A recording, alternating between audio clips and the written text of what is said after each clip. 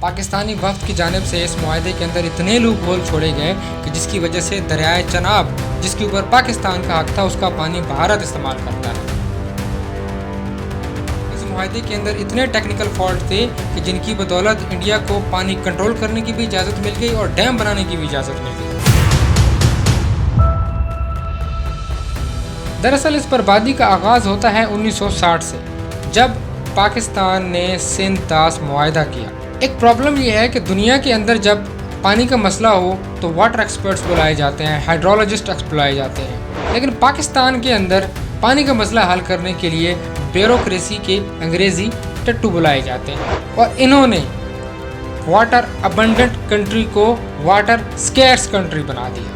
اب کہانی یوں ہے کہ اگست 1947 میں پاکستان بن جاتا ہے، اور وہاں سے چند مہینے بعد اپریل 1948 میں انڈیا پاکستان کا پانی روک دیتا ہے، جسے پنجاب کے اندر خاص طور پر جو خریف کی فصل لگنے والی تھی وہ شدید بحران کا شکار ہو جاتی ہے، کیونکہ اسی وقت شدید پانی کی ضرورت ہوتی ہے۔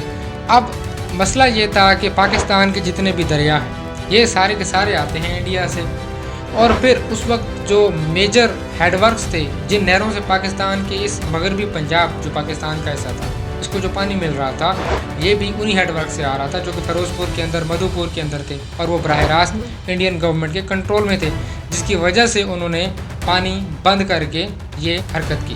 ظاہر ہے بڑی سنگین صورتحال تھی، اور پاکستان اور انڈیا کے درمیان میں ایک سفارتی میٹنگ ہوتی ہے، ایک کے بعد ایک اجلاس ہوتا ہے، اس کے اندر پانی کا لائحہ عمل طے کیا جاتا ہے، پھر ایک کمیٹی بنائی جاتی ہے کہ جو اس سارے معاملات کو اوورسی کرے اور پھر ایک حل پیش کرے۔ مگر معاملہ یہ ہوتا ہے کہ جتنے بھی حل پیش کیے جاتے ہیں کہیں نہ کہیں ان کی وائلیشن ہو جاتی ہے، اور بار بار پاکستان کو پانی کا مسئلہ فیس کرنا پڑتا ہے۔ اب یہ 1948، 50 اور 52 کا دور چل رہا ہے، اور یہ وہی دور تھا جس کے اندر پانی بیش بہا مقدار میں موجود تھا، 5200 metre cubic per capita per annum پانی موجود۔ اب یہ جب صورتحال زیادہ خراب ہوتی ہے اور جھگڑا بہت زیادہ بڑھ جاتا ہے نا، تو پھر انٹرنیشنل اس کو اٹینشن ملتی ہے، اور پھر جا کے ورلڈ بینک انٹرمیڈیشن کرتا ہے، اور اس کے ساتھ مل کر انڈیا اور پاکستان کے درمیان میں ایک معاہدہ ہوتا ہے جس کو ہم سندھ طاس معاہدہ کہتے ہیں، جو کہ انڈس واٹر ٹریٹی کے نام سے جانا جاتا ہے۔ یہ 1960 میں ہوا تھا۔ اب مسئلہ یہ ہے نا کہ آپ سب جانتے ہیں کہ پانی کا معاملہ زندگی اور موت کا معاملہ ہوتا ہے، اور ایسے اہم معاملے کو حل کرنے کے لیے کتنا زیادہ ضروری ہوگا کہ ہمارے پاس اسی شعبے کے ایکسپرٹس ہوں جو اس معاملے کو سمجھتے ہوں، اس کی باریکیاں سمجھتے ہوں، اور پھر انجینئرنگ پوائنٹ آف ویو سے ٹیکنیکلٹیز کو بھی سمجھتے ہوں، وہ جا کے اس پانی کا مسئلہ حل کریں۔ پانی کے مسئلے کو حل کرنے کے لیے ہمیشہ کی طرح انڈیا نے تو اپنے ٹاپ کے واٹر ایکسپرٹس کو بلایا، جن میں ایک جان داس گلاٹی صاحب تھے جو کہ سول انجینئر تھے اور جانے مانے واٹر ایکسپرٹ تھے۔ اس کے علاوہ ایک اور واٹر ایکسپرٹ لکشمن راؤ تھے، لیکن ہماری طرف بربادی کے اوپر بربادی کہ ہمارے وقت کی قیادت کوئی واٹر ایکسپرٹ نہیں، کوئی ہائیڈرولوجی کا ایکسپرٹ نہیں، کوئی انجینئر نہیں، بلکہ ایک بیوروکریٹ کر رہا تھا، اور ہمارے ملک کے سربراہ کے طور پر اس وقت شامل تھے فیلڈ مارشل ایوب خان صاحب۔ یہ ساری زندگی زمین پہ گدھے کی طرح لاتیں مارنے والے، ان کو کیا پتا کہ پانی کے مسائل کیا ہوتے ہیں، ان کی باریکیاں کیا ہوتی ہیں، اور وہ انگریزی مضمون لکھ کے بیوروکریسی کا حصہ بن جانے والا یہ نالائق ترین افراد ہیں، ان کو کیا پتا کہ واٹر انجینئرنگ کیا ہوتی ہے، ٹیکنیکل مسائل کیا ہوتے ہیں، اور پانی کی تقسیم کے لیے کن کن ٹیکنیکلٹیز پہ نظر رکھنا بہت ضروری ہے۔ انہی کے نالائکیوں کی وجہ سے معاہدے کے اندر ایسے ایسے لوپ ہولز چھوڑے گئے جن کی وجہ سے دریائے چناب کا پانی انڈیا استعمال کر رہا ہے۔ معاہدے کے اندر اتنی کمزوریاں چھوڑی گئی جن کا فائدہ اٹھا کر وہ دریا جن کے اوپر ہمارا حق ہے ان کا پانی انڈیا کنٹرول کر رہا ہے، ان کے پانی کے اوپر ڈیمز بنا رہا ہے۔ اب اس ایک ایک شک اور اس کے جو مسائل تھے اور اس سے جو نقصان ہوا اس کی ساری کی تفصیل میں آپ کو بتانے جا رہا ہوں ایک ایک کر کے۔ اب سب سے پہلے اس معاہدے کا بیسک کانٹیکسٹ بھی سمجھ لیتے ہیں کہ اس معاہدے میں طے کیا ہوا تھا۔ اس معاہدے میں یہ طے ہوا تھا کہ بنیادی طور پر راوی، ستلج اور بیاس یہ 3 دریا مل گئے انڈیا کو، ان کا پانی انڈیا استعمال کرے گا 100% تک، اور جو دریائے جہلم، چناب اور سندھ ان دریاؤں کا سارا پانی پاکستان کا حق ہے اس کے۔ اب جو پاکستان کے حصے میں آنے والے دریا تھے ان کے پانی کے اوپر بھی انڈیا کو یہ اجازت مل گئی تھی کہ وہ اس کے اوپر run of the river projects بنا سکتا ہے۔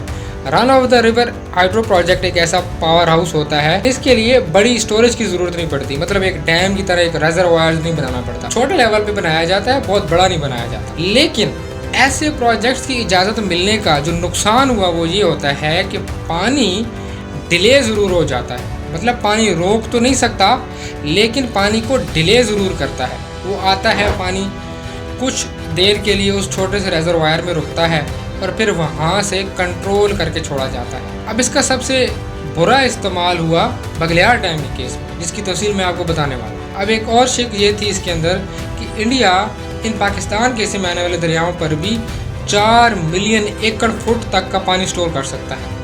अब ये कितना बड़ी स्टोरेज है, इसका अंदाज़ा आप इस बात से लगाएं कि हमारा जो मंगला डैम है, मंगला डैम की कैपेसिटी इस वक्त 4.6 मिलियन एकड़ फुट है। यानी एक पूरा का पूरा मंगला डैम जितनी स्टोरेज, उतना पानी इंडिया को रखने की इजाज़त मिल गई उन 3 दरियाओं के ऊपर जो दरिया हमारे हिस्से में आने थे। इंडिया के हिस्से में जो दरिया हैं, उन दरियाओं की एक बूंद भी हम इस्तेमाल नहीं कर सकते। इंडिया को 100% उसका राइट भी है।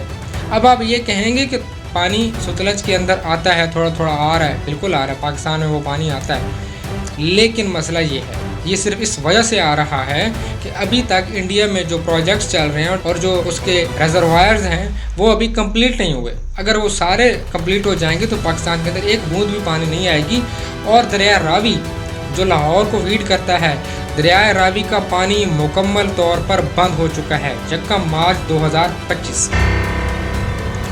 अब इंडिया ने ऑफिशियली बंद कर दिया है, यानी अब एक बूंद भी दरिया रावी में आपको नहीं मिलेगी। पहले जो रेजिडुअल वाटर आता था, अब चूँकि बैराज बन के, हेडवर्क्स बन के, वो मुकम्मल तौर पर पानी इंडिया इस्तेमाल करेगा। और ये तमाम 3 दरियाओं के लिए इंडिया कर सकता है, लेकिन हमारे पानी के ऊपर प्रोजेक्ट लगाने की भी इजाज़त मिल चुकी है, 4 मिलियन एकड़ फुट की स्टोरेज की भी इजाज़त मिल चुकी है। अब इससे आगे बहुत बड़ा नुकसान भी हुआ, जिसकी मैं सारी तफसील आगे आने वाली। और फिर इस मुआहदे के तहत ये भी अलाउ किया गया था इंडिया को कि वो 7 लाख एकड़ ज़रई रकबा भी सैराब कर सकता है उस पानी से जिस पर पाकिस्तान का हक है। ख़ास तौर पर दरिया चनाब का सबसे ज़्यादा मिकदार में पानी इस्तेमाल करता है, जिसके ऊपर तकरीबन 2.4 मिलियन एकड़ फुट की स्टोरेज की भी उसको इजाज़त है, और साथ में ये रकबा सैराब करने की भी इजाज़त है। हमारे सिंध का 2.5 मिलियन एकड़ रकबा, 25 लाख एकड़ रकबा सजावल बदीन ठट्ठा के इलाके में बर्बाद हो चुका है पानी न होने की वजह से। लेकिन हमारे ही दरिया सिंध और दरिया चनाब के पानी के ऊपर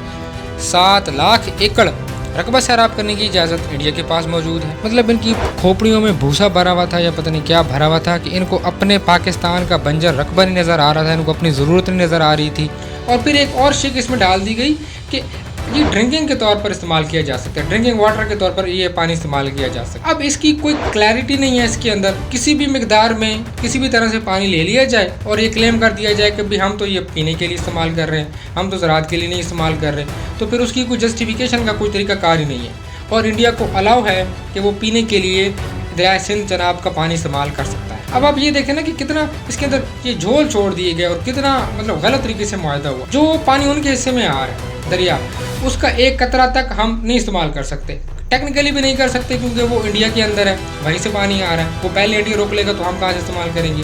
और दूसरी बात ये कि हमारे हिस्से के जो दरिया हैं उनके ऊपर प्रोजेक्ट्स लगाने की भी इजाज़त है, उनके ऊपर स्टोरेज बनाने की भी इजाज़त है, उस पानी से 7 लाख एकड़ को भी सैराब करने की इजाज़त। ये किस तरह से मुआहदा होता है? जो दरिया पाकिस्तान के हिस्से में आ रहे हैं, होना ये चाहिए था कि पहला बैराज, पहला हेडवर्क्स, पहला रिजर्वायर जो बनना था वो पाकिस्तान की हदूद के अंदर बनता। जब पानी दरिया का पाकिस्तान की हद में पहुँच गया, वहाँ से पहला काम स्टार्ट होना चाहिए था, कोई भी प्रोजेक्ट नहीं होना चाहिए था। अब जो run of the river projects हैं, इनका जो सबसे बड़ा नुकसान होता है कि वो पानी डिले होता है। अब डिले के पानी का नुकसान ये है कि फसल को तो पानी एक टाइम पे चाहिए। अब खरीफ की फसल लग रही है सिंध के अंदर, पंजाब के अंदर, इसको पानी इसी वक्त चाहिए होगा।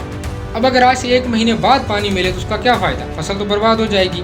और अभी इसी वक्त पाकिस्तान ये मसला फेस कर रहा है। कैनाल में 65,000 क्यूसिक पानी की जरूरत है, लेकिन सिस्टम में सिर्फ 18,000 क्यूसिक पानी मौजूद है। अब खुद देख लें कि कितना बड़ा नुकसान हो रहा है सिर्फ पानी के डिले हो जाने की वजह से। अगर पानी नहीं होगा तो ज़राई ज़मीन तो तबाह हो जाएगी। अब इन प्रोविजंस थी इस मुआहदे के अंदर, अब इनका भरपूर फ़ायदा उठाया है इंडिया ने हमेशा। और पाकिस्तान वो जो वाटर अबंडेंट कंट्री था जिसके पास 5,200 मीटर क्यूबिक पानी होता था, हालांकि इंटरनेशनल स्टैंडर्ड के मुताबिक किसी मुल्क के पास 1800 मीटर क्यूबिक पानी पर कैपिटा पर एनम होना चाहिए, एक अच्छा स्टैंडर्ड जो है। और पाकिस्तान के पास इससे तकरीबन 3 गुना ज्यादा पानी होता था। आज वो पाकिस्तान वाटर स्कार्सिटी का शिकार हो चुका है। आज उस पाकिस्तान के अंदर सिंध, पंजाब, बलूचिस्तान में पानी की जंग छिड़ी हुई है। सारा पाकिस्तान 30 से 40% पानी की कमी का शिकार है, सिर्फ इस वजह से کہ اس نالائق ترین اور اس واحد ترین معاہدے کی وجہ سے ہم اپنے تینوں دریاؤں کا پانی بھی جو ہمارے حصے میں تھے اس کا پانی بھی انڈیا کو دیا۔ پہلا کیس جو سب سے بڑا اور سب سے خطرناک ثابت ہوا پاکستان کے لیے وہ تھا بغلیار ڈیم۔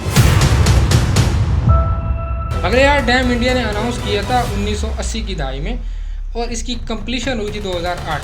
اب یہ پہلا پروجیکٹ تھا جو دریائے چناب کے اوپر لگایا گیا تھا۔ اب یہ رن آف دا ریور پروجیکٹ تھا، لیکن اس میں مسئلہ یہ تھا کہ انڈیا نے ایک اچھی خاصی اس کے اوپر اسٹوریج کیپیسٹی